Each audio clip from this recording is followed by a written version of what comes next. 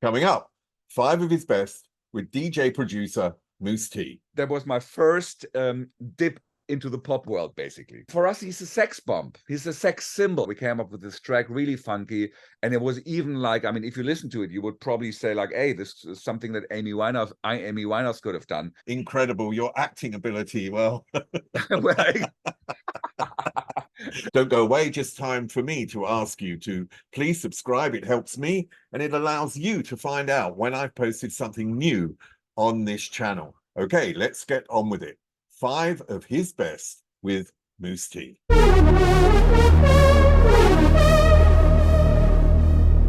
So Mousse T, welcome again, but this time to your top 5 songs.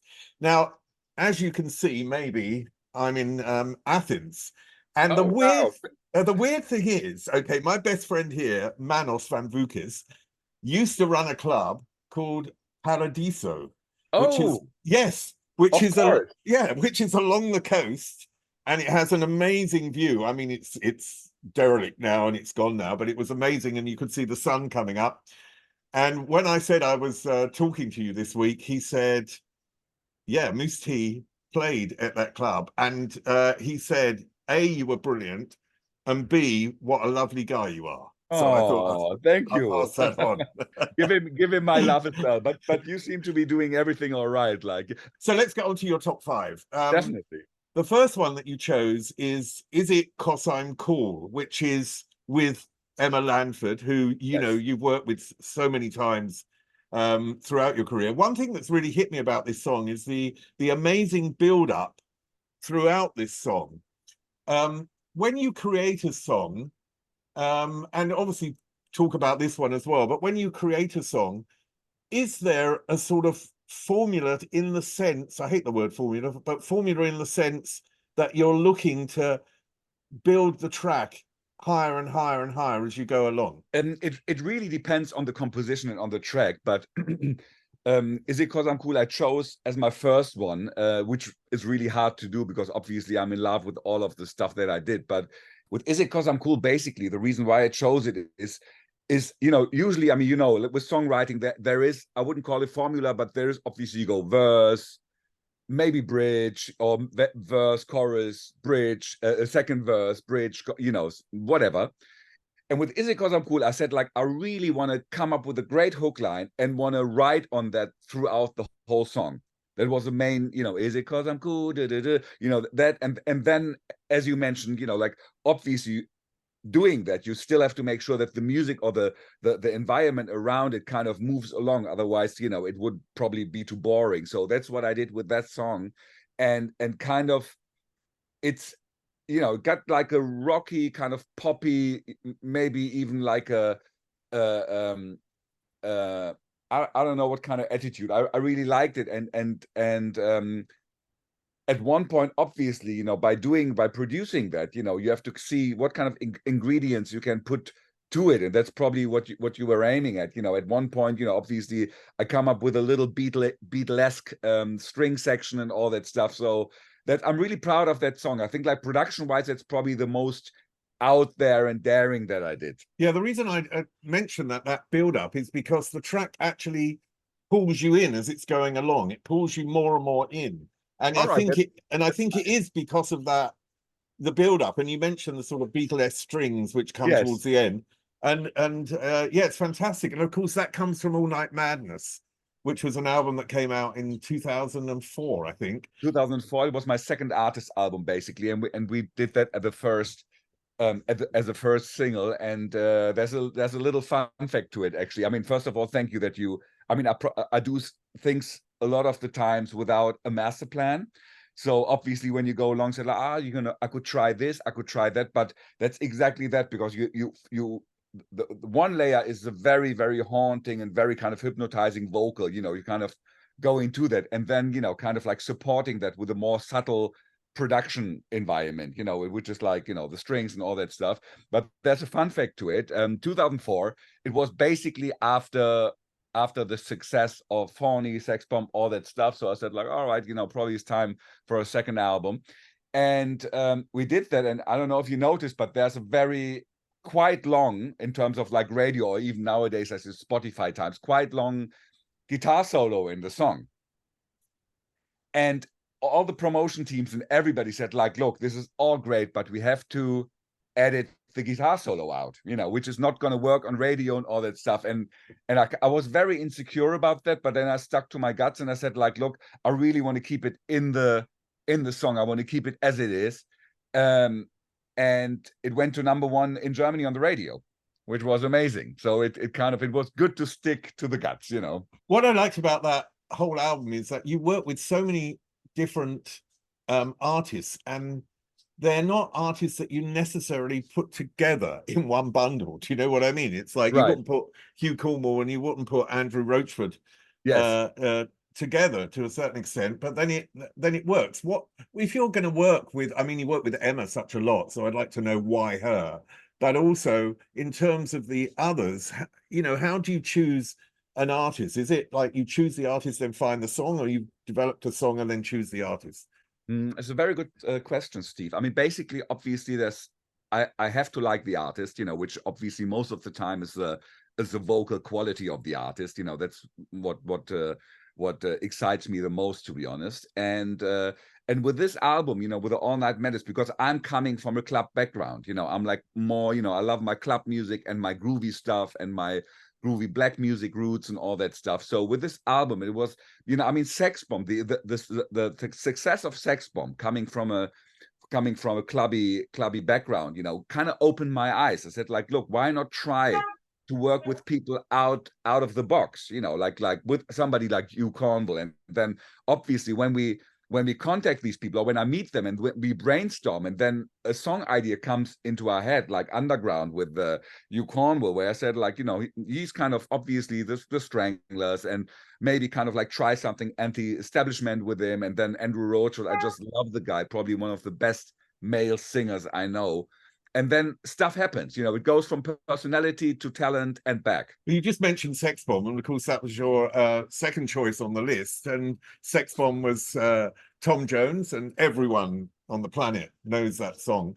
You didn't actually approach him on that basis, did you? You approach, wasn't it about a remix or something? You were going to do something else. Yeah, exactly, because we spoke about that previously. But it was a success of H-rny, and then I had the Grammy nomination in '98. So obviously everybody, or not everybody, but at least the industry knew who I am. And Mark Woodward, who's Tom Jones's son and his manager, he said like, oh, you know, great stuff. And, you know, and then I think my back then partner, Errol, he met him at the Midem in Cannes at the music fair. And they spoke, said like, oh, you know, we love what he's doing. And then the remixes, blah, maybe we can at least at one point like do a cool remix of Tom's old tracks or whatever. So, but, you know, it never happened, but at least we had the contact. And then, you know, and then we thought about it, said like, hang on, Tom Jones, you know, like amazing vocalist and like really cool. Why don't we write a song about him? Because for us, he's a little groovy mother, you know, and an amazing vocalist. And for us, he's a sex bomb. He's a sex symbol. You know, we started the song like, you know, as a sex symbol, and then we moved on to Sex Bomb. So that's how the contact came along. And thanks God he liked the song. Yeah, brilliant. I don't know if you can hear, there's an accordion player in the background. Oh, I love that. It's all about music. Yeah, everything happens all the time. Well, the one thing that was amazing about that track and working with Tom Jones, it introduced Tom Jones to a completely new audience. And his album Reload, I think it was probably his best-selling album. I mean, actually, I don't want to say resurrected because he was always around, but it really brought him back into the mainstream and into the public eye. Yeah, no, definitely. And to be honest, it was a lucky strike because it was good for him, but it was amazing for me, obviously. And the story behind this, I want to cut it short. It was basically Gut Records, Guy Holmes, you know, amazing A&R man. And he had the idea to do this like kind of you know, how you want to call it, like an album, you know, with like put him together with like Robbie Williams, whoever, you know, like a collab album. And the whole UK music industry was laughing about it. They said like, oh man, you know, you can't touch somebody like Tom Jones, and he's like old news and blah blah blah. and he stuck to his guts. And then Tom, to be honest, I have to give him kudos, because we delivered Sex Bomb quite late in the day, so the album actually was done and dusted. And Guy was like, look, it's amazing song, but we can't take it on the album. It's all like, we're in the process too far. And then Tom said, like, look, this song is happening on the album. So he really fought for it. And then, it's as you said, it was, I think, his best-selling single to date. How is it when a song embeds itself into the culture? Because that song is used on TV shows, it's in films, it's on commercials, it's everywhere. How is it to actually create a song and then you see it just has a life of its own? I mean, obviously, it's the best feeling ever. Sometimes you're kind of like overwhelmed with, like, if you hear it on the radio, I wasn't saying I was embarrassed, but it's kind of like, oh my God. And again, it's obviously with a bit of experience. At one point, you probably know what you're doing, but it's always like really, really kind of, it's always like a lucky one there, or like fate, to know if a song is happening. I mean, if you're Max Martin, you could probably say, like, look, I know, I'm going to do this for Britney, I'm going to do this for Taylor, and it's going to do this. Totally cool. But with Tom, it was like, I love that, because I loved, I kind of was like, the 60s groovy thing, and then, kind of like, and he was very cool about it, with the whole, like a twinkle, in the eye, so like, oh, let's have a little ironic note in this. And I mean, I loved it. And again, I'm super proud of it. I mean, it's kind of like, if I may say so myself, it's kind of like a part of music history. So it's great. Yeah, I think it is completely. And one thing about it is that I was like Googling it today, but I couldn't find the actual confirmation. But there are lots of parodies of Sex Bomb, apparently. Yeah. Do you know them? I know a couple of them, and it's funny because you're in Athens now. There's an amazing Sirtaki version of this German singer called Sasha, but he had an outfit called, I think, Dick Brave or something, and they were doing this amazing Sirtaki version where they were going faster. I mean, there's a lot of like versions.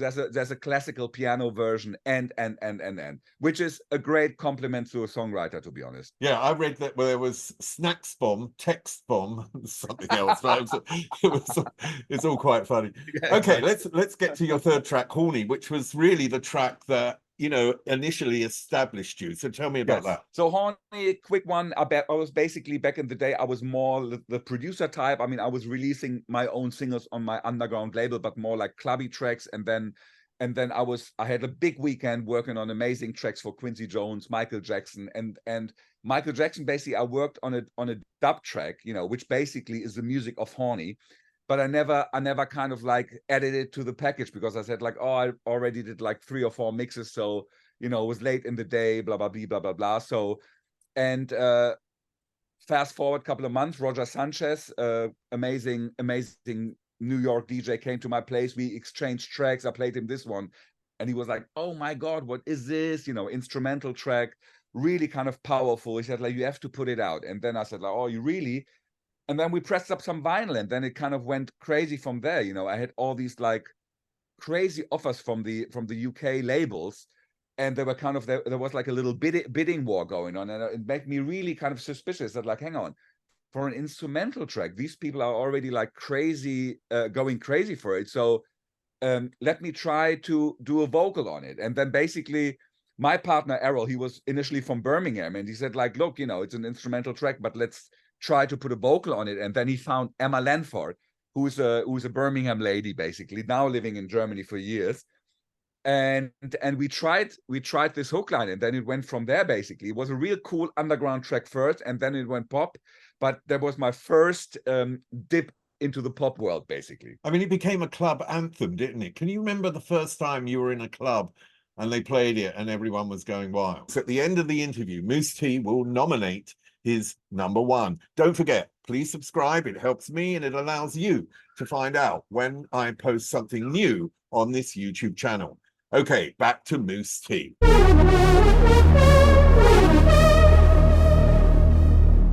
Can you remember the first time you were in a club and they played it and everyone was going wild? Yeah, I can remember it. And it kind of like, because you do something in your studio, and obviously sonically you're used to that sound. But then the first time I heard it out, I don't know who played it, and I listened to the track, it sounded, I wouldn't say it sounded totally different, but it sounded so powerful. And I was like, oh my God. And I heard like nuances that even I didn't hear it in my own studio, and it was amazing. And obviously we had the Top of the Pops performances, which is like always great because you know, the UK for me, it's always very precious when it comes to music and their reaction to my music. Actually, it was amazing. I mean, you know, because of the music that you've made, you seem to be constantly on tour also as a DJ. How do you suss out a crowd, or do you go before with really, you know, you're invited because you have a specific type of music and a type of set, or do you change that according to the crowd? It's a very good question, but I think, I mean, obviously, you know, we're as a DJ, you know, it's probably like the same as a live performer or something, but you're there, you know, the people want to hear you because they know what you do musically. On the other hand, you kind of want to make sure that the people really have a good time. So I'm always trying to kind of like put in, you know, best of both worlds actually, and to see kind of like, you know, to kind of, I wouldn't say educate, but like give them new music as well and give them the stuff that they know. And you know, obviously, I mean, you mentioned it before, you know, kind of like H-rny is like an anthem, and kind of it has like a new life right now, because obviously like 90s music is very, very en vogue right now. And that's probably one of the reasons why I have like a very, very busy touring schedule. But it's really nice to see, like, I mean, I'm playing to crowds in, I don't know, Australia or wherever. They're probably like 80 years old, you know, like a third my age, and loving and singing the song, you know, which is again an amazing compliment to a songwriter and artist. It isn't that long ago that the 80s seemed to be permanently in, Yeah. and now the 90s are permanently in. Do you have any ideas about why an era would come back, and will this always continue? Yeah, I mean, there's a lot of theories about that, but a very good friend of mine, Michael Michalski, he's like a fashion designer, and he was creative head for Adidas for a long time. And his job was basically, he had like a, I don't know, the biggest credit card from Amex or whatever. His job was to travel the world and get inspiration, which he then takes back and reuses for his stuff.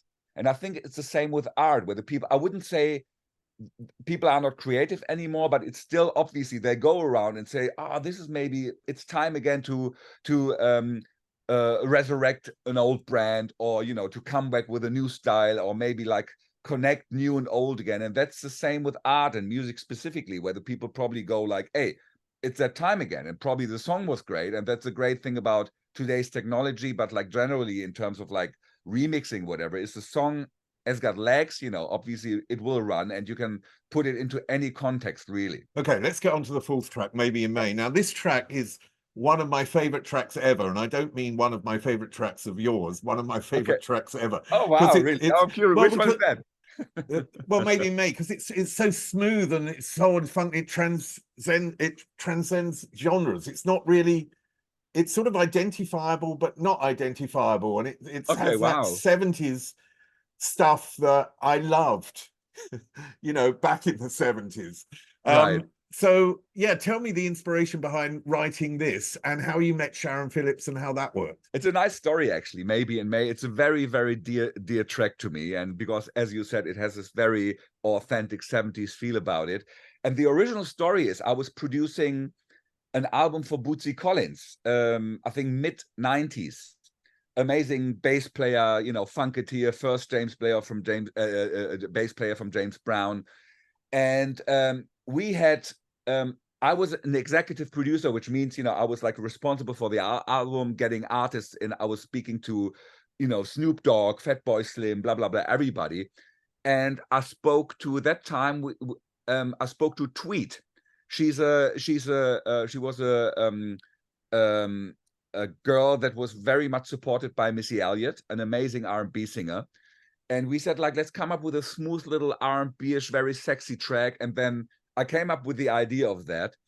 And then we put Tweet on it, and then we tried it with Macy Gray, and then it never made the album somehow, you know, in with that music. I mean, the song was totally different back in the day.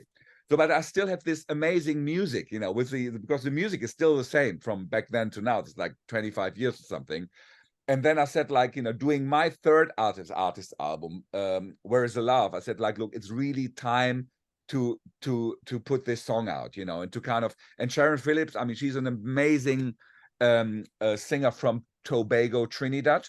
and I met her years ago. She was signed to a label in Frankfurt, and then we did some music together. And she's like probably one of the best singers I know, female singers. And we got together, and then I played around with the lyric, kind of like maybe in May. I mean, I like these wordplay things, and she kind of like came up with a song, and then kind of I mean, I polished it up a little bit, but that's basically the music, how it was intended back in the day with the new song. And it's got this lyric sample in it, hasn't it? It's got "Ain't No Mountain High Enough," the Marvin Gaye, Tammy Terrell. Yeah, I mean, I mean, that's Sharon for you, because like when she does her performance, she gets lost in whatever, and then she dropped that at one point because she felt it, and I said like, look, I'm going to go for it. I'm going to leave it in the song. Okay, that was number 4. Let's go to Fire. Yes. And that's with Emma again, Emma Lanford. Yes. And I just want to first of all talk about Errol Reynolds, because I presume this was also with Errol. It's like, yes, it's like the dream team, isn't it? The yes. Errol Reynolds, Emma Lanford, and Mousse T together. What is it about your partnership with Errol over the years that makes it work? Wow, yeah, that's a great question. I mean, I met Errol, he's, as I said before, he's from Birmingham, he has Jamaican roots, and he came over to Germany, as a professional dancer, actually. And then we met in my hometown in Hanover, where I was playing in funk bands as a keyboard player. And he just came in, and he probably said like, look, I'm going to try to sing or whatever. And then, we had this my dad's, where I had like a little bit of equipment, and then we started messing around. And what we were really doing, which you don't know back in the day, but we were already writing songs. And then we came up with stuff, and everything developed like really cool. And we had this like understanding for each other, where we didn't need to talk a lot, it just happened. It's probably something like Lieber and Stoller or the Beatles guys, where you just know what the other one does, and you don't need to talk. So we had this thing going on, this magic, whatever we touched song-wise really worked for us. Obviously, we had Sex Bomb, H-rny, Fire, whatever. And then always, the next level, basically, because the song was always there, like to see, all right, who can sing the song. And then, as I said before, we found this amazing singer, Emma Lanford. She didn't even knew that she could sing before H-rny. And then after the success of H-rny, it was basically album time. Everybody said like, all right, now, just give us an album with a lot of H-rnys, which I obviously didn't do. But the first idea was like, look, let's do an album called Gourmet Funk, because I love my funk, I love my black music, whatever. And the first single of that album, basically after H-rny, was Fire. We came up with this track, really funky, and it was even like, I mean, if you listen to it, you would probably say like, hey, this is something that Amy Winehouse could have done, but that's like years before. And another fun fact, there's this great television like talk show in Germany from Harald Schmidt, great guy, and he heard the song on the radio, and then he didn't know me, and he told his people to say like, look, great song, find out who it is, and get them to me, get them on the show, basically. So we had like a little television laugh as well with that. I mean, the video made me laugh today, because I must say, your musical ability is incredible. Your acting ability, well, it got better over the years, but I'm not an actor. I mean, that's like, it's the video was done by Martin Weiss, an amazing video. I mean, you probably knew him, because I think they had at the MTV Times, I think they did stuff with amazing stuff with Terry Hoax as well, where they had the cover version from Depeche Mode. What was it again? Which really blew up. He said like, look, let's do it really funny. They said Emma was great with acting, to be honest. She's really sexy, she can move. And then we had like a Jack Nicholson lookalike in the video, which was a fun thing. And then he said like, look, and you're going to be the fire department guy. And then, I was like, oh man, whatever, Okay, we've heard your top 5. I just want to talk about one track that you left out, and you mentioned Andrew Roachford before. Yes. But Pop Music, yes, is an amazing track. And I've always thought as well that Roachford has just an incredible voice. Can you tell me just a little bit about that track and about working with him? Andrew Roachford, I mean, I love the guy to death. He's one of my best friends, and he's apart from his own career, he's an amazing artist. He's the frontman of Mike and the Mechanics, so he's touring a lot with Mike Rutherford. And we met at one point, you know, through a record company. Basically, a guy just like put us together, and we immediately clicked. And that song, basically, we recorded in Hanover, and it kind of like, I mean, you know, I think the idea actually came from him and his brother, his late brother Stephen, kind of like saying like, your love is like my favorite pop music. You know, it's like, you know, it's kind of like it you know, it makes me feel something really special. And then we came up, you know, with the idea, you know, I had this kind of, the original track was kind of, the music was kind of like Billie Jean-ish, but like more soulful. And then I had like this alternative version, basically, which is a way more poppy with a bit more guitars and all that stuff. But it really worked well in Germany. I'm not sure how it did internationally. I think Germany was the biggest market for that. Yeah, no, it really is. It really is a great track. Well, the top 5 that you chose was Is It 'Cause I'm Cool, Sex Bomb, Horny, Maybe in May, and Fire. Now, I'm going to put you on the spot, of course. So if you had to choose one of those 5 as your best track, which one would you go for? Please subscribe. It helps me, and it allows you to find out when I posted something new on this YouTube channel.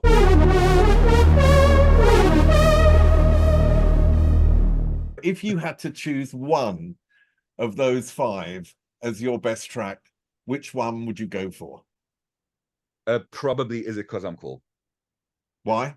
Yeah, probably because like as I mentioned previously, like I think production wise it's really daring. I think probably because the other tracks, I mean, Horny as well, it's really kind of one of a kind. But the other tracks you can probably notice like references and all that stuff. And with Is It 'Cause I'm Cool, it's a really standout track for me, I think, in my world. Well, Mousse T, thanks very much for talking about your top 5. It's brilliant to see you again. And hey, Athens needs you back. I will be there hopefully very soon. Just give my love to your friend, and hopefully we'll see each other eating Greek food or dancing in some Greek club at one point. Up there is an interview I recommend. Down there is where you can find all the podcast interviews. And here is where you can connect.